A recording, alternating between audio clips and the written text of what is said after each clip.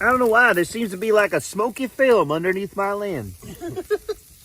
It's delicious, but it's smoky.